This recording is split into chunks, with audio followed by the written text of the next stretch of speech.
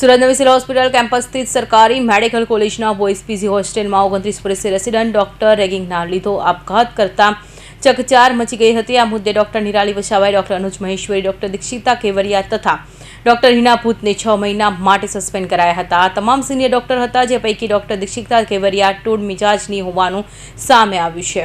ત્યારે હવે આ કેસમાં નામજોગ ફરિયાદ દાખલ થતાં વડોદરા પોલીસ સ્ટેશનમાં ડોક્ટર અનુજનું નિવેદન લેવાયું છે।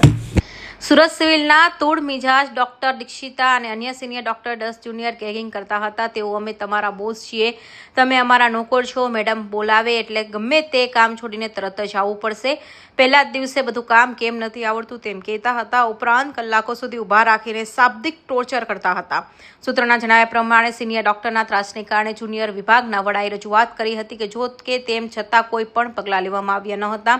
તે તમામ જુનિયર ડોક્ટરો ભેગા થઈને ડીનને ફરિયાદ કરવા જવાના હતા, પરંતુ તે પહેલા જ ડોક્ટરે હર્ષે આપઘાત કરી લીધો હતો, જેથી ડીન સુધી વાત પહોંચી નહોતી। આખરે હવે આ કેસમાં નામજોગ ફરિયાદ દાખલ થતાં વડોદરા પોલીસ સ્ટેશનમાં ડોક્ટર અનુજનું નિવેદન લેવાયું છે।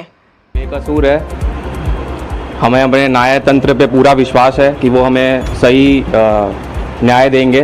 मैं बस यही बोलना चाहूँगा, वो सब बेबुनियाद बातें हैं, हमें अपने न्याय तंत्र पे पूरा विश्वास है। बस मैं यही बोलना। आप हर्ष को जानते थे? जूनियर था मेरा।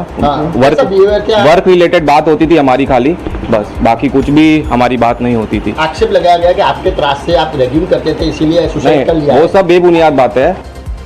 સુરત નવી સિવિલ હોસ્પિટલના બોયઝ પીજી હોસ્ટેલના રૂમ નંબર 1005માં રહેતા આશાસ્પદ 30 વર્ષીય રેસિડન્ટ તબીબી રૂમમાં પંખામાં દોરી બાંધીને ગળે ફાંસો ખાઈ આપઘાત કરી લીધો હતો। ઘટનામાં પગલે નવી સિવિલ હોસ્પિટલના ડોક્ટરમાં શોકની લાગણી ફેલાઈ ગઈ હતી। મૂળ અરવલ્લીના મોડાસાના વતની ડોક્ટર હર્ષ પંડ્યા સુરત નવી સિવિલ હોસ્પિટલના બોયઝ પીજી હોસ્ટેલના રૂમમાં નંબર 1005માં રહેતો હતો। નવી સિવિલ હોસ્પિટલના માઇક્રોબાયોલોજી વિભાગના પ્રથમ વર્ષમાં અભ્યાસ કરતો હતો અને રેસિડન્ટ ડોક્ટર તરીકે ફરજ બજાવતો હતો। તે ફરજ પર હાજર ન થતા સિનિયર ડોક્ટરે તેને ફોન કર્યો હતો।